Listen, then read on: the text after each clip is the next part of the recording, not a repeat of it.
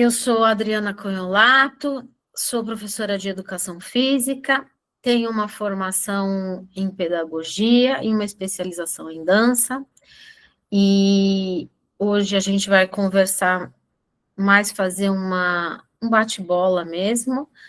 Eu realmente acredito que o movimento é um remédio, e esse remédio eu acho que é muito potente para sanar algumas questões de saúde.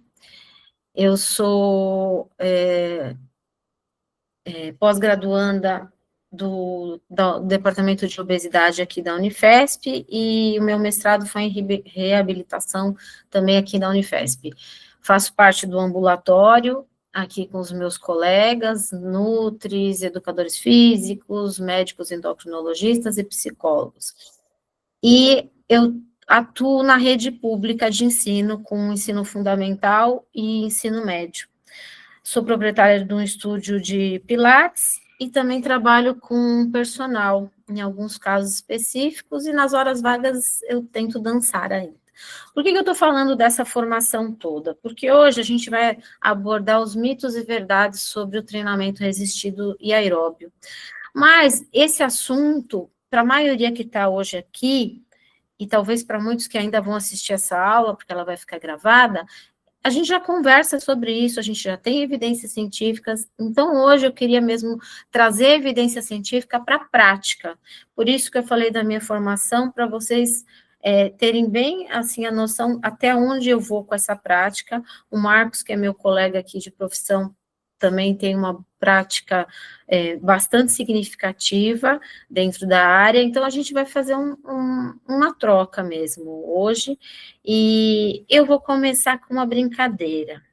Antes da brincadeira, eu só vou colocar esses dois conceitos para a gente ficar no mesmo denominador, que também já são bem discutidos entre a gente, mas só para a gente ter a mesma referência. Então, o que é exercício resistido, né? Esse treinamento que vai contrair o músculo com uma força externa, que oferece uma resistência ao movimento.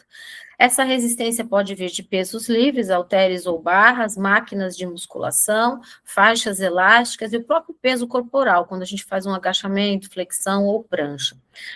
Por que é importante a gente pensar no conceito do exercício resistido? Porque a gente coloca muito a musculação como a panaceia dos exercícios resistidos. E realmente ela é muito importante e acaba sendo uma referência primordial, porque a gente tem todos os estudos falando da evidência da musculação.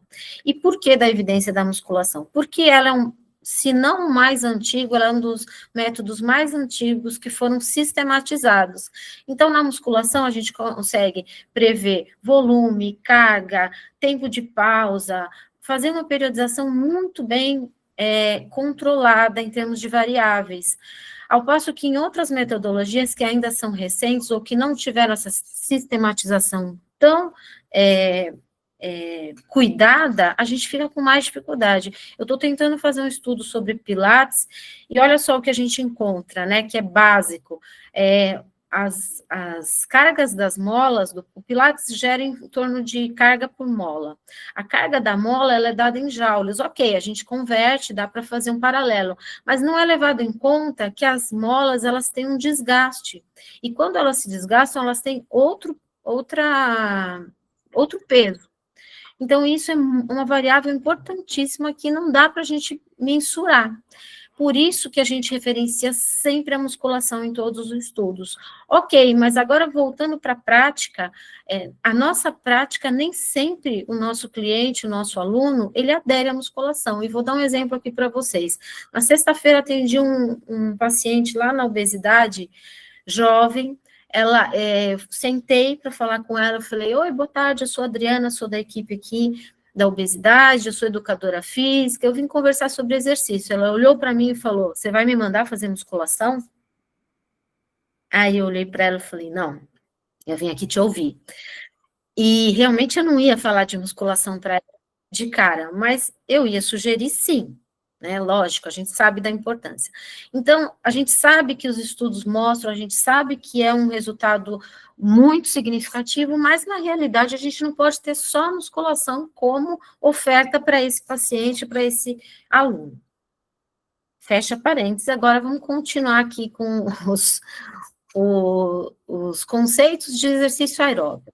Exercício aeróbio é uma atividade que aumenta o consumo metabólico de gorduras e tem como fonte principal de energia o oxigênio. Né? Então, e ele trabalha uma coisa que a gente não pode tirar da frente, né, que tem que ser levado em conta, os grandes músculos, grandes grupos musculares. Então, quando que a gente trabalha isso? No caminhar, no pedalar, no correr e no nadar.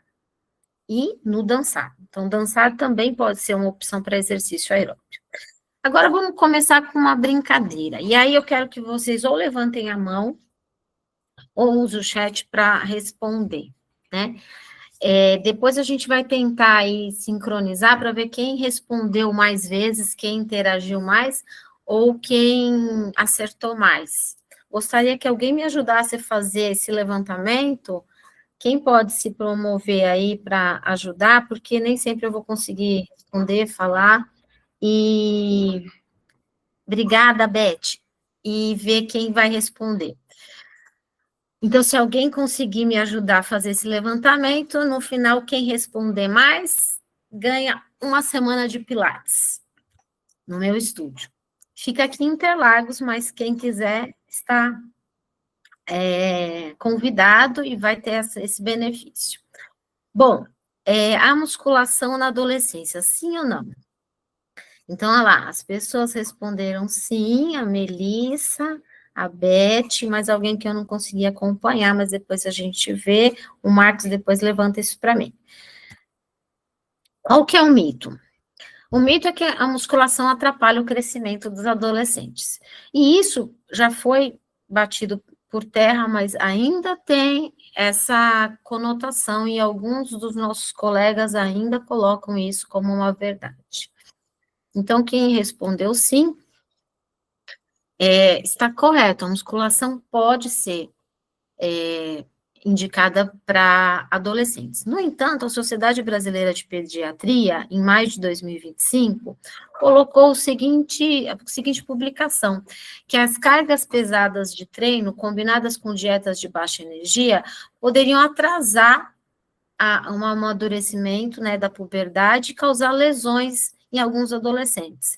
Isso é real, porque a gente vê alguns adolescentes tanto indo para academia, treinando musculação, sem nenhuma orientação, quanto seguindo dietas de TikTok, de Instagram, com baixa ingesta energética, justamente para ter um resultado XPTO lá, que eles veem que acharam não sei aonde.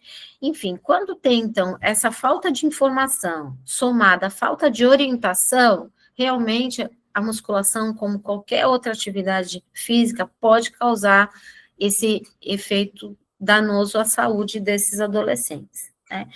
Mas a gente sabe que o ganho da massa óssea, ela acontece também por fatores exógenos. E a gente sabe que até a terceira década de vida, a gente ganha osso, a gente vai fazer essa poupança de osso. Então, quando a gente aumenta a atividade da massa muscular, a gente também vai reverberar no osso, e com isso a atividade osteoblástica vai aumentar, e aumentando a mineralização óssea. E o mais preocupante que nós temos visto, né, nós que estamos na prática ali da educação física, da academia, é que esses adolescentes, eles estão cada vez mais inertes. A pandemia trouxe uma legitimação do uso de tela, porque foi obrigatório todo mundo fazer aula, fazer exercício, plataformas, tal. Essa legitimação, ela deu uma continuidade pós-pandemia. Então, a gente agora luta nas escolas contra o uso do celular, o uso de plataformas. Existem vários movimentos de pais, movimentos de outras organizações para não usar plataformas nas escolas, para voltar livro didático. Existe um movimento aqui em São Paulo que chama Desconecta, que foi gerenciado por pais, foi startado por pais, que é justamente para as escolas não aderirem às plataformas, nem coisas que são online para oferecer atividade para esses alunos. Então, a gente está nessa corrente agora. E o mais sério, que nem todo mundo sabe e percebe, nas aulas de educação física, no ensino formal, principalmente na rede pública, elas têm sido tiradas. Então, a gente, por exemplo, no ensino médio, tinham 2 aulas de educação física por semana. Desde o ano passado, passou a uma aula só. E esse ano aumentaram os anos que não tem. E a prospecção é porque o ensino fundamental 2, que é de sexto a nono ano, também passe a ter uma aula de educação física por semana. Quer dizer, a gente sabe que tem lá os 150 minutos, os 300 minutos de atividade física, a Organização Mundial de Saúde preconiza isso, e as políticas públicas brasileiras vão na contramão disso. Eu estou falando da escola pública porque é onde onde chega primeiro as políticas públicas. As escolas particulares, elas conseguem ainda ter uma maior elasticidade, flexibilidade aí para a mudança das grades curriculares. Então, muitas escolas particulares mantêm 2 aulas de educação física por semana no ensino médio, mas as escolas públicas não. Por quê? Faz parte da política pública. Então, a gente, como profissional que vive falando, vive criando estratégia para adolescentes e adultos fazerem mais atividade física, aderirem a exercício, a gente tem que saber que essas políticas estão sendo implantadas e por quem elas estão sendo implantadas, né? Porque vai na contramão do que a gente está tentando falar e fazer todo momento no consultório, na academia, nos nossos alunos e clientes. Então, a gente sabe que, quando bem orientada, a musculação ela é muito benéfica e ela tem um desenvolvimento físico e psicológico nesses adolescentes, e cada vez mais ela vai precisar ser indicada nos consultórios por pediatras, por médicos clínicos gerais, por endocrinologistas, e até para crianças. Por isso que a mesma Sociedade Brasileira de Pediatria preconiza que a partir dos 8 anos a criança já pode fazer a musculação com pesos livres, até 15 quilos, até 30 minutos, não mais que isso, por sessão, e 3 sessões por semana, com supervisão. Então, o risco é deixar o seu filho, e isso a gente tem que falar para os pais, porque esses adolescentes, eles vão no consultório, ou eles solicitam os nossos serviços, né, com os pais, falar para os pais a importância dessa supervisão. Então, tem que fazer exercício, mas tem que ter supervisão. E por que musculação com peso livre? Alguém saberia arriscar aqui por que isso é importante? Por que eu não posso colocar um adolescente num equipamento de musculação?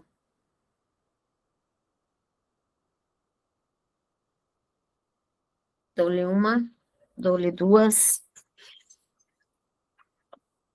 Qual seria a contraindicação de colocar um adolescente para fazer musculação num leg press, por exemplo?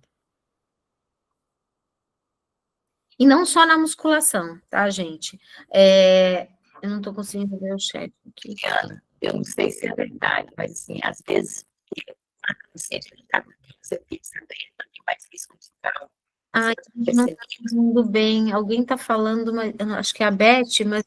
A Beth está falando, só que o áudio está meio cortado dela. Ela falou basicamente sobre a questão de risco de lesão, né? O que a Luciana também colocou aqui. Da ergonomia do aparelho, né? A Melissa colocou ergonomia, né, Melissa? Foi isso? Não só a musculação, como qualquer método ou estratégia, quando você vai colocar uma criança ou um adolescente, nem sempre eles possibilitam um ajuste. Então, é a ergonomia, exatamente, porque mesmo no equipamento de Pilates, que é um pouco mais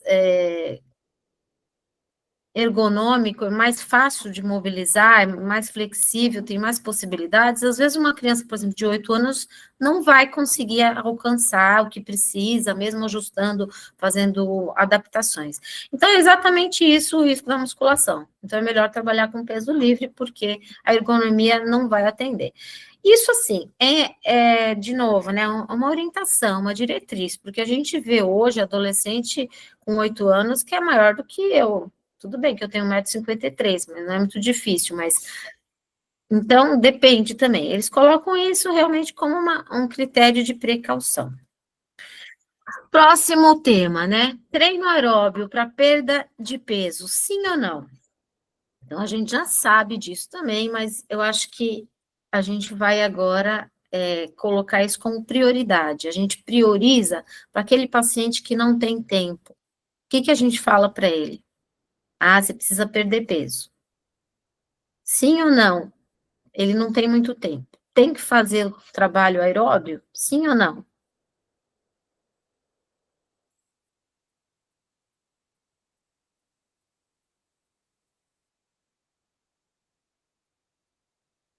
Aí, ó, a Melissa, eu acho que é a que mais está respondendo, hein? O mito é que apenas o exercício aeróbio vai trabalhar, vai ajudar muito na perda desse peso. E aí a gente tem que questionar o que a gente está falando de perda de peso, né? A gente já falou bastante que perder o peso não é o peso da balança que importa.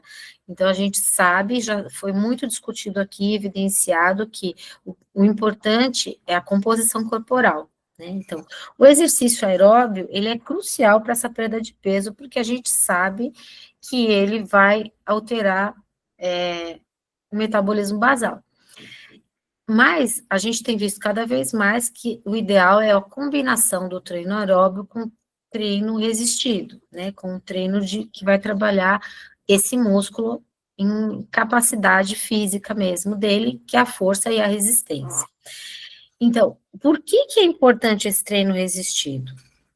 Porque ele vai dar condições desse metabolismo basal ser alterado no pós-treino, porque ele vai dar maior condição de contração muscular, e a gente sabe que isso também ajuda na perda da gordura intrínseca do músculo, mas principalmente o que a gente tem que pensar é que a combinação é ideal, e essa é a verdade, porque quando eu estou trabalhando o aeróbio, eu não posso ter um planejamento, uma periodização estática com essa pessoa que quer perder peso. Ah, você começa andando 10 minutos na esteira. Ela não vai ficar de eterno andando 10, ela tem que aumentar tempo, ela tem que aumentar a carga, ela tem que aumentar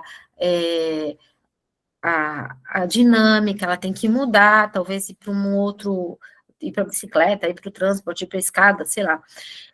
E para aumentar, para fazer essa mudança de volume e de carga, a gente tem que ter um corpo adequado para isso, a gente tem que ter condicionamento físico, que tange tanto na força muscular quanto na resistência muscular, porque senão esse indivíduo não vai aguentar mudar esse treino de aeróbio. E aí não vai ser efetivo o trabalho aeróbio, porque ele vai ficar sempre na mesma estação, né? Ficar numa coisa estacionada enquanto treinamento físico. Então, para maior perda de peso, a gente já sabe, resumindo esse tema, que o aeróbio resistido combinados superam o aeróbio isolado em termos de resultado para quem quer uma composição corporal adequada à perda de gordura. Preservar a massa muscular e a óssea é fundamental para dar o suporte estrutural para esse corpo que tem que fazer mais trabalho aeróbio, com mais potência, com mais força, com maior tempo, para ele ter essa condição. E melhora a capacidade funcional, que tem um aumento significativo na força e na mobilidade quando a gente faz os dois trabalhos combinados. Próximo tema. Exercício para pacientes que passaram por cirurgia bariátrica, e isso daí é a expertise do Marcos. A gente estava até conversando um pouquinho agora isso, antes da aula começar. Quais e quando? E aí, quando a gente vai dar esse exercício, quando você, médico, vai falar para o paciente que veio lá no seu consultório e falar, eu estou pensando em fazer uma bariátrica, quando que ele deve começar, quando que ele deve parar, qual exercício é melhor para ele, como é que a gente responde esse daí? Esses próximos eu vou começar a fazer um pouquinho mais ágil para a gente conseguir passar por tudo. Então, o mito, o que é? Que o exercício aeróbio intenso é o melhor para pacientes que vão passar para a cirurgia bariátrica.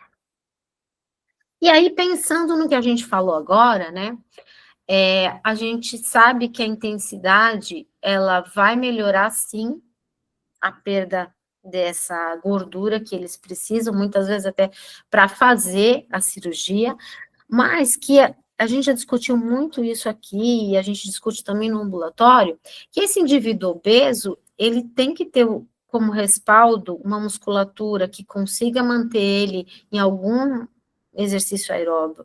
Muitas vezes a estratégia é, antes do aeróbio, você começar com exercício resistido, porque esse indivíduo obeso, ele tem dores lombares, ele tem acometimentos de lesões no joelho, ele tem dores no tornozelo, fasciite plantar, algumas mulheres têm dores nos ombros pelo tamanho das mamas. Então, para começar com o exercício aeróbio, às vezes não é uma estratégia legal, você vai mais inibir uma adesão do que seduzir para uma adesão. Então, a gente sabe que é importante a alta intensidade, mas a gente entende na prática que o exercício resistido leve, ele vai dar esse suporte para depois, ou simultaneamente, começar um exercício aeróbio para essa potência aí toda trabalhar junto. Então, essa abordagem, né, de combinar um com o outro, não só vai melhorar o metabolismo, mas como vai dar um suporte para pós-cirurgia também. E quando começar esse exercício?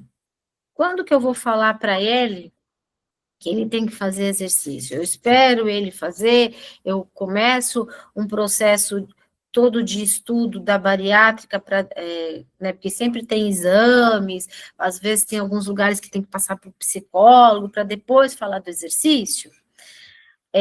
A gente tem visto, e cada vez mais, e a própria diretriz aí que foi publicada, estava conversando agora com o Marcos, né, no último congresso aí de bariátrica, os educadores físicos fizeram uma diretriz justamente falando de exercício físico, e nessa diretriz ela coloca que é importante o início quanto antes. Então, ele pensou em fazer bariátrica, ele tem que estar com uma rotina de exercício, porque isso vai ajudar tanto no processo quanto no pós, porque se ele não tem uma rotina de exercício, para ele aderir no pós-bariátrico, só vai dificultar, né? Além de não ser uma coisa agradável, porque ele já não faz, é mais uma coisa para ele inserir na mudança de hábito, no estilo de vida, é uma coisa dolorida fisicamente, então é melhor ele, quanto antes ele começar, maior o benefício. Lógico, com uma orientação profissional é o ideal, né? Então, e essa orientação profissional é o que a gente sempre fala, de um profissional de educação física, né? O nutri, o psicólogo, o endocrinologista e até o cirurgião, eles podem sinalizar algumas coisas, mas não dá um programa de exercício.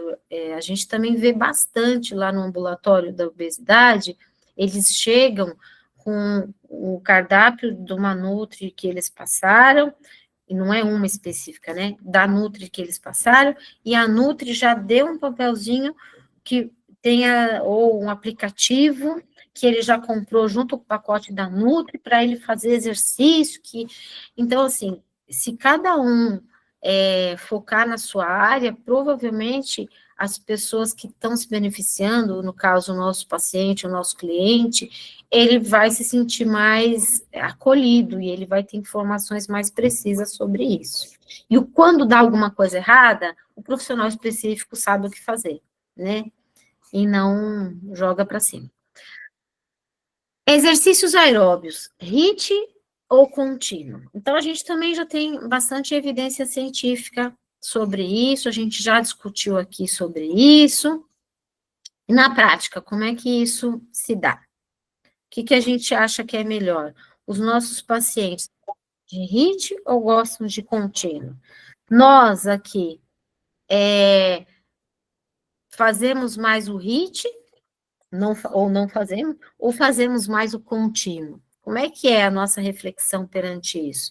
Acho que muito importante, antes da gente responder isso, e depois a gente indicar isso para os nossos pacientes e alunos, é a gente sentir no nosso próprio corpo como é que é isso, né?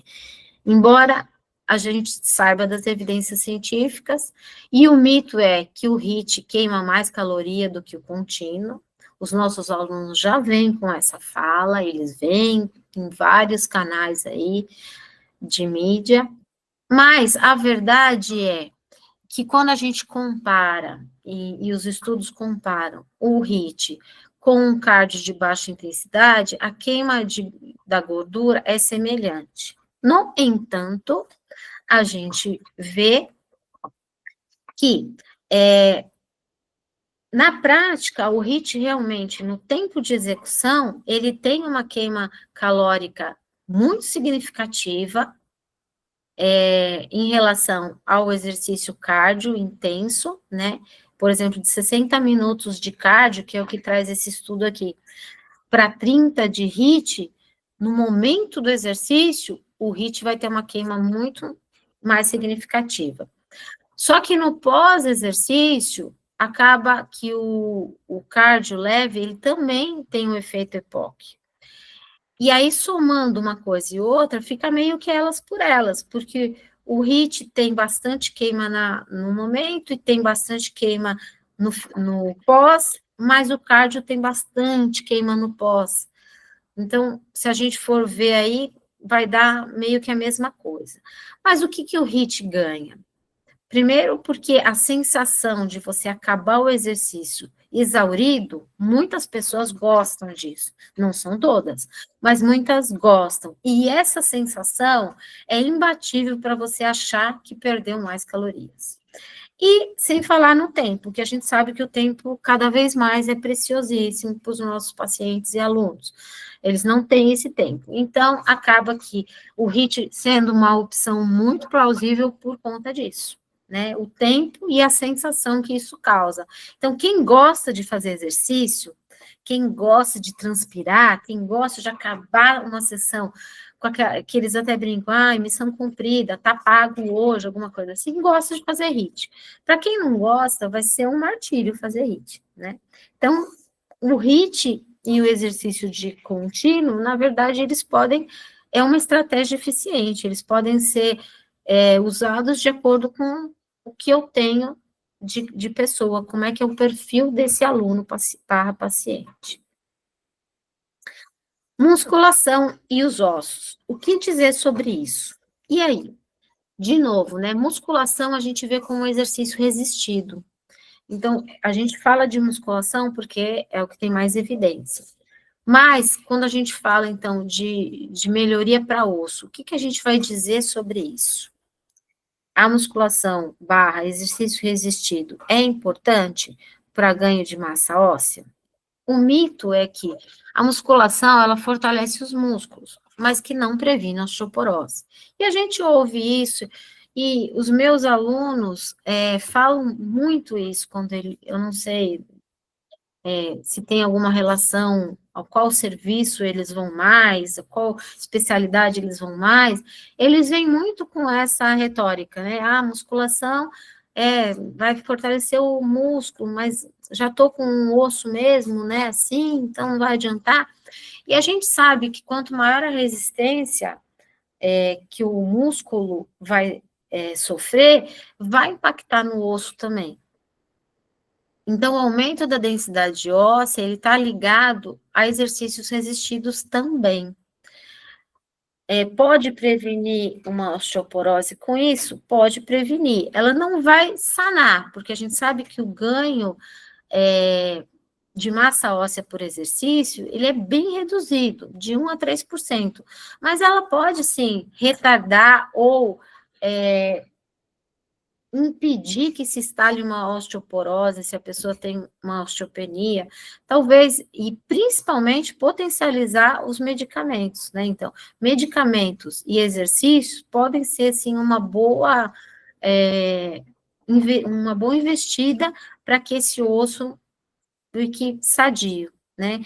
E, lógico, a gente também sabe que os exercícios resistidos, eles vão aumentar a densidade mineral óssea, mas a combinação desses exercícios com algum exercício de impacto, como saltitos, corridas e outros, eles vão melhorar muito essa condição óssea. Nem sempre é possível, porque um indivíduo que já está com osteoporose, a gente não vai correr o risco dele cair, por exemplo, correndo numa esteira. Então, eu não vou nunca vou indicar que um indivíduo com osteoporose comece a correr na esteira. Mas, de repente, se ele tem uma outra possibilidade, tem outras formas de fazer aeróbio, tem outras possibilidades de trabalhar esse impacto no osso, né? Eu consigo fazer. E, principalmente, os exercícios resistidos, eles vão ajudar numa coisa que é crucial para quem tem perda óssea, que é a diminuição do risco de queda. E aí diminui significativamente o risco de fraturas. Isso também já está muito bem estabelecido na literatura. Então, o exercício, ele não vai impedir que a perda óssea, mas ele vai impedir que essa pessoa frature, porque ela vai cair menos, porque ela vai desequilibrar menos, porque essa é a condição que ela vai ter melhor diante dos exercícios. Perda muscular nos períodos curtos de estreio. Como é que a gente vê isso? Será que há perda muscular? Naquele período que o aluno sai de férias, que seu paciente sai de férias, que fica aí 15 dias, 20 dias, sem fazer exercício, ou que diminui muito a intensidade dos exercícios, quanto tempo será que ele vai demorar para começar a perder músculo? Será que é igual para todo mundo? Como é que a gente baliza isso daí? Então, um mito é que o adulto perde massa muscular quando sai de férias e não faz exercício resistido, principalmente a falta do exercício resistido. Então, ele foi para a Europa e caminhou, mas lá em não sei aonde tinha tantos degraus, então eu fiz o exercício aeróbico. Mas dificilmente, a não ser que ele seja um Cristiano Bacelar da vida aí, que vai para a academia e faz mesmo, né? Mas o Cris está na sala? Acho que não. Mas a maioria dos nossos pacientes e alunos não fazem. E aí, como é que se dá essa perda? O que a gente vai falar para ele? E mesmo nós, né? Então, a perda, ela tem um início gradual e ela é mais significativa após os 35 anos. Então, de 1 a 2% ao ano, ela se dá aos 35 anos, independente se você está de férias ou não, sem fazer exercício, ela vai acontecer nesse sentido. Após os 60 anos, isso aumenta para 3%. Então, o adulto sem treino de força, ele vai perder de 2 a 3 quilos de músculo por década. Então, a gente faz uma noção aí, se ele ficar 15, 20 dias, 40 dias de férias. Em situação de imobilização, o que é isso? Quebrou uma perna, tá sem poder mexer e tal. Repouso prolongado, a perda muscular em 2 dias acelera bastante. E em 14 dias ela passa a ser mais acelerada ainda. Então, os grupos que mais perdem essa massa muscular são o quadríceps, 27% ao ano, psoas, 29% ao ano, os dorsoflexores do pé, 9% ao ano.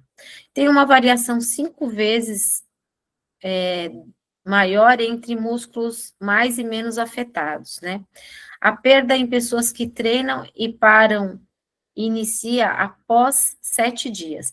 Então, se você é um indivíduo treinado, você vai começar a perder massa muscular, se você é um adulto, né, que já passou dos 35 anos, você vai começar a perder massa muscular após 7 dias. E 6 semanas leva para recuperar, de 6 a 12 semanas, essa massa muscular que você perdeu. Depois de 14 dias, essa massa muscular para esse adulto começa a intensificar a perda. Então, se você está lá de férias, até 7 dias você até pode ficar sem fazer exercício. Depois de 7 dias é bom você procurar ali uma fita elástica, você fazer um senta e levanta no banco, né? Porque senão você vai ter alguns problemas mesmo. Esse estudo, ele fez uma relação entre homens e mulheres de 20 a 30 anos e de 65 a 75 anos, com 9 semanas de treino e o destreino de 31 semanas. E aí a gente vê que a linha rosa são os homens jovens, a linha amarela são as mulheres jovens, a linha azul são os homens idosos e as mulheres idosas em verde. E a gente vê, invariavelmente, que as mulheres são as que mais perdem, né, com mais rapidez, e que as mulheres idosas perdem mais massa muscular do que os homens. Então, isso é bastante importante também ser levado em conta quando a gente vai falar para o nosso paciente barra aluno, saia de férias e leve junto o seu tênis para fazer alguma atividade, leve uma fita elástica lá na mochila, leve algum equipamento, se você vai para um lugar que não tem nenhuma forma para você buscar uma academia. O alongamento, antes ou depois do treino. Esse é um assunto bem polêmico que entre nós, né, Marcos, os nossos colegas aí às vezes ficam se debatendo e criando mil mitos em relação a fazer ou não fazer, não pode fazer, tal. O que a gente acha? Como é que a gente fala disso para os nossos pacientes barra alunos? Doutor, eu faço ou não faço alongamento? O alongamento é importante para mim? O alongamento, invariavelmente, sempre é importante, principalmente numa sociedade que a gente vive mais inerte do que em movimento, né? Então, o alongamento, ele gera uma amplitude articular, e amplitude articular dá autonomia para os nossos movimentos, dá qualidade para os nossos movimentos. Então, não fazer alongamento é você ter maior perda dessa qualidade de movimento também. Mas existem várias estratégias de alongamento, e o profissional de educação física, ele conhece essas estratégias, ou deveria conhecer. Mas essas estratégias é que vão diferenciar o resultado. Então, na prática, o alongamento sempre pode ser indicado. Só que a forma como a gente vai fazer e o momento da sessão de exercício que a gente vai fazer é que vai mudar, né?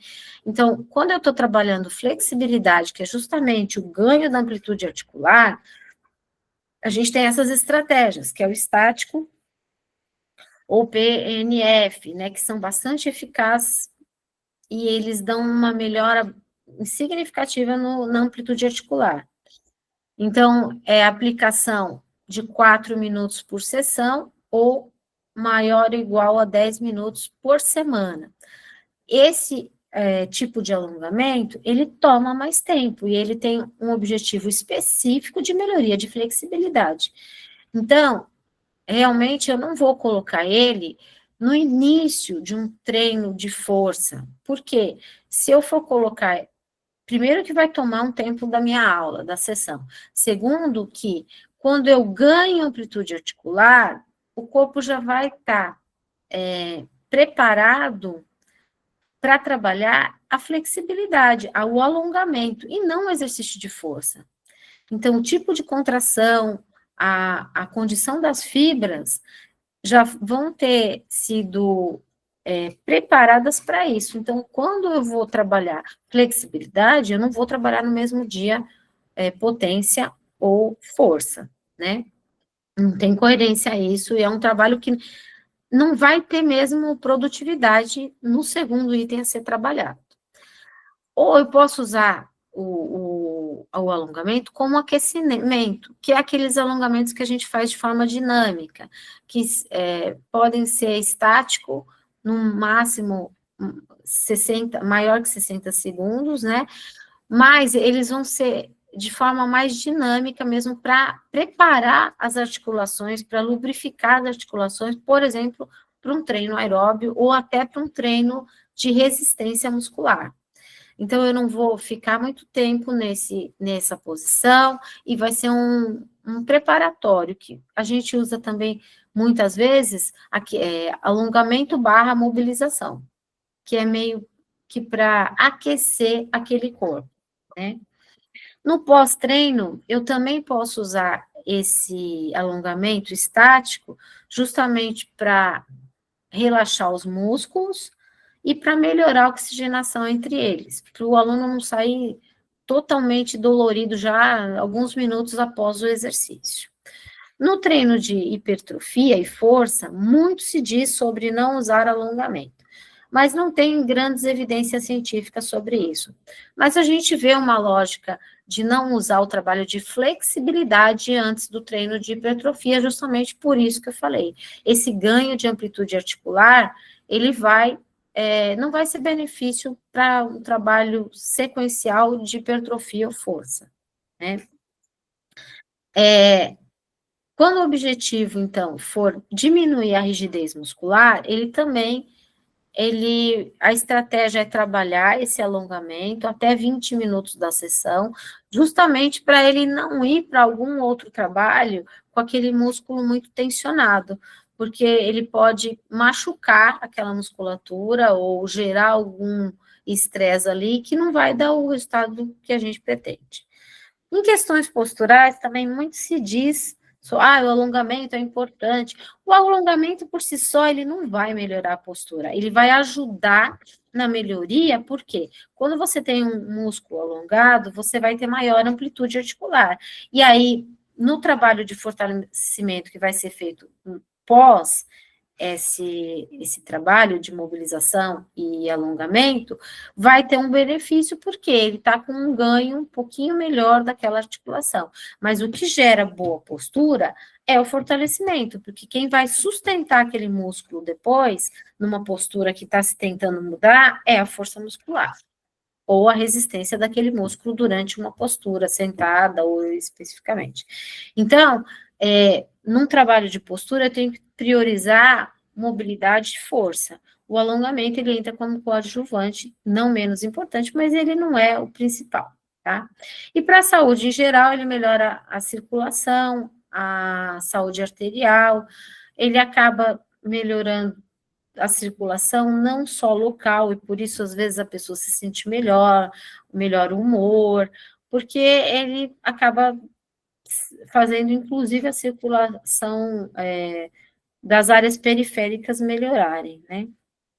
Então, alongar é indicado diariamente, 3 vezes por semana, não é contraindicado. A gente só tem que ver qual o objetivo desse alongamento para a parte da sessão específica, né? Então, o mito é que o alongamento diminui o resultado de força, e, na verdade, ele vai melhorar a qualidade de movimento. Então, ele deve e pode ser feito, só que o que tem que equalizar, e aí dentro da periodização, esse alongamento não vai ser, talvez, no mesmo dia do trabalho de força, né? Então, hoje eu vou trabalhar força, então eu vou trabalhar mobilização para depois começar a força. Amanhã eu vou trabalhar aeróbio, então eu consigo dar maior ênfase no alongamento. Ou hoje eu vou trabalhar força de membros inferiores, então eu posso trabalhar alongamento de membros superiores, e assim a gente vai equalizando. Mas ele é importante justamente porque um movimento com qualidade vai me dar mais possibilidade de trabalhar a força daquele músculo, tá? Então, os benefícios combinados dos exercícios resistidos, e a gente está indo para o final aqui do tema, e aeróbios estão nesses quadrinhos aí, né? A composição corporal melhora, porque melhora a proporção dela, saúde vascular melhora, porque melhora o fortalecimento e a circulação cardíaca em geral, né? Diminui o risco de doenças cardíacas. A densidade óssea também melhora, porque previne tanto as fraturas por meio das quedas, como alguns casos que se instale a osteoporose, mas veja, sempre junto com um medicamento, né? Não vai achando que o exercício vai ser a salvação da lavoura em termos de perda óssea, porque não vai, já tem comprovação bem estabelecida sobre isso. Bem-estar mental, principalmente, né? Então, acho que esse é o grande ganho. Prevenções de doenças e o auxílio no controle dessas doenças, como diabetes, hipertensão e obesidade. Eu deixo aqui os meus contatos e o agradecimento aí para vocês, e agora está aberto para a gente conversar. Eu acho... Deixa eu sair daqui. Sei, mas eu acho que quem mais respondeu foi... Quem mais eu via interagir ficou entre Melissa, Fernanda e a Beth, foi isso? Foi isso, fiquei anotando aqui, a gente vai chegar numa discussão no Pilates. A Beth tem uma questão, mas se vocês tiverem interesse, se não for muito longe, vocês podem entrar em contato comigo e fazer uma semana de aula de Pilates, que está valendo. Mas vai chegar um comboio mesmo, porque a Mari Alves, a Mari Meyer, a Hillary e a Lu também estavam bem atuantes, viu? A gente marca, então, uma sessão de Pilates só para vocês lá no estúdio. Pode ser num sabadão sertanejo. Bom, vamos lá. Beth, você quer fazer uma pergunta? Ou a Fê quer fazer? Quem vai primeiro?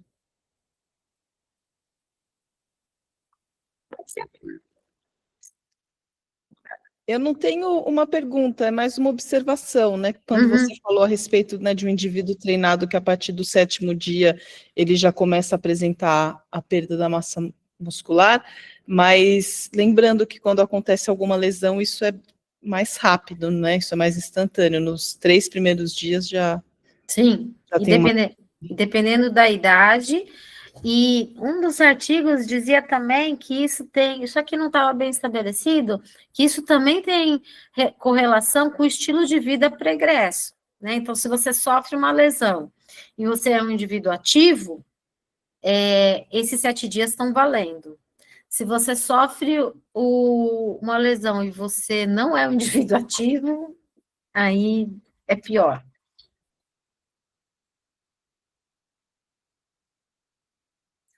Beth, quer fazer a pergunta? Faça. Ixi, Beth. Não, eu não estou conseguindo ouvir, não. Você não quer escrever?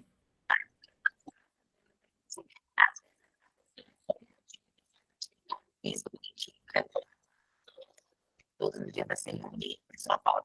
Mas se ficar muito tempo sedentário na posição, sentado 5, 6 horas, pois sedentaridade para bem sedentarismo. Ô, Beth, a gente não está conseguindo te ouvir. Você pode escrever?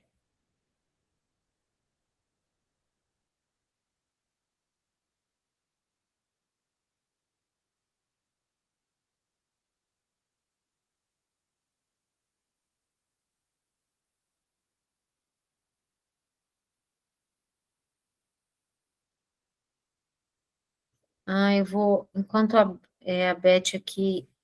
Ô, Beth, se você quiser me mandar no WhatsApp, também eu respondo aqui, tá?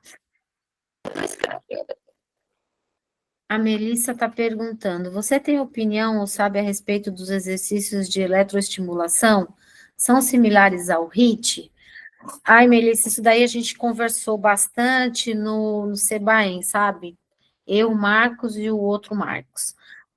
Os exercícios de eletroestimulação, eles estão sendo, assim, bem divulgados, eles têm uma evidência bem estabelecida para pacientes que são acamados ou que têm alguma dificuldade mesmo de fazer movimento. Os outros casos, a gente ainda não tem evidência científica.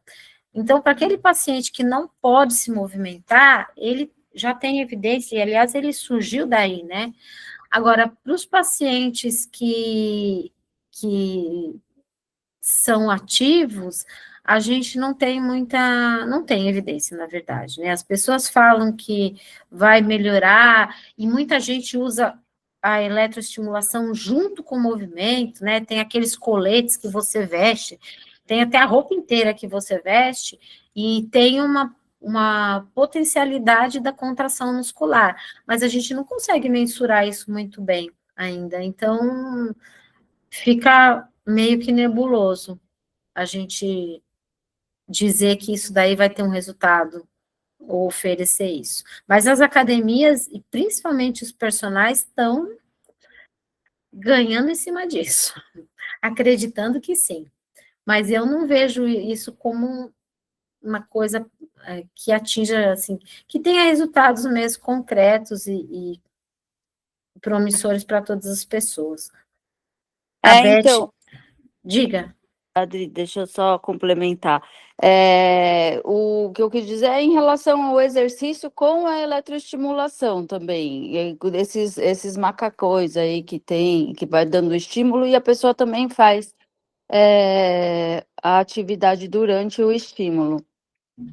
Então, é isso que eu falei, não tem evidência científica quanto a isso, não dá para mensurar o quanto é contração, o quanto que a contração potencializa, os estudos que tem são muito frágeis, então, assim, eu não tenho como te falar, isso vai ser maravilhoso.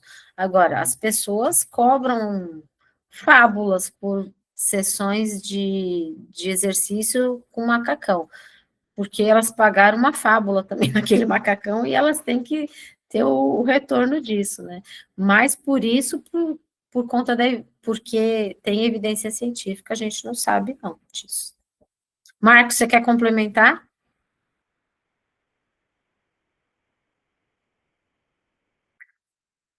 A Beth está falando aqui, e o mito ou verdade, apesar de fazer atividade física 5 vezes por semana, tempo adequado, mas se ficar muito tempo sentado, pode comprometer. Ah, sim. Então, Beth, isso é verdade, porque assim, o tempo que você fica sentado, se ele superar o tempo que você está em atividade, eu não lembro agora a porcentagem, mas existe agora essa porcentagem, e realmente é meio que anular o resultado.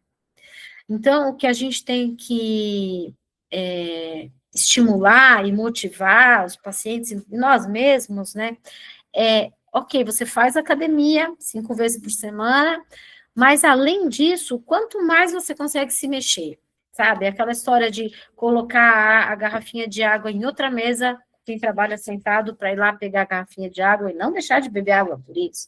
É aquela coisa de a reunião está demorando demais, fica um pouco de pé e faz a reunião de pé.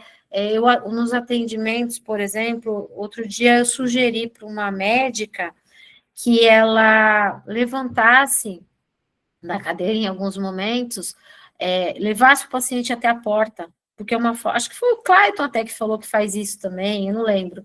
Mas, enfim, uma forma dela lembrar de levantar, eu falei, cria um hábito de você levar o seu paciente até a porta e despedir dele lá, né, para você levantar mais vezes, né, e essas estratégias que a gente vem criando aí para fazer a pessoa ficar mais ativa, além do tempo que ela faz exercício físico, porque isso não é um mito, é uma verdade, realmente não basta, porque imagina só, você vai lá e faz 1 hora de academia, mas nas 24 horas do dia, você passa, né, as horas que você passa dormindo, 8, 6, 12 horas, quem consegue dormir, e aí ainda você passa mais o resto do tempo sentado, sem se mexer. Aquela 1 hora que você passou na academia é ínfima, né, perto do tanto de tempo que você passa na inércia. Por isso, isso não é um mito, é uma verdade mesmo. Alguma pergunta a mais? Deixa eu ver se eu respondi.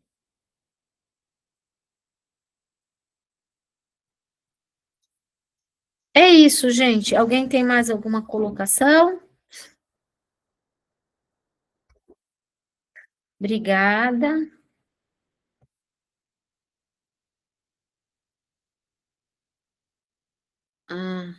Deixa eu ver aqui.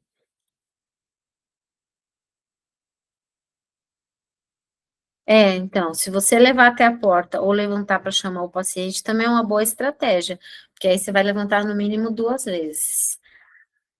E é assim, a gente vai ter que ir criando estratégias para ficar menos tempo na inércia. Mas, principalmente, vamos pensar nos nossos jovens, é essa a mensagem que eu deixo aqui, né? A gente tem que ficar atento, porque a gente cria tantas estratégias, tantas campanhas, tantos estudos para combater a obesidade, diabetes, mas a gente está deixando de olhar para essa parcela aí da sociedade, que é a infância e a adolescência, que está sem estímulo de movimento.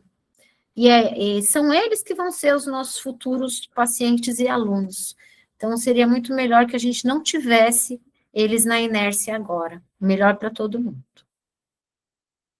Gente, obrigada. Eu acho que eu vou encerrar, porque eu tenho que ir para o ambulatório e todo mundo também tem que atender, ok? Obrigada pela atenção e pelas intervenções aí.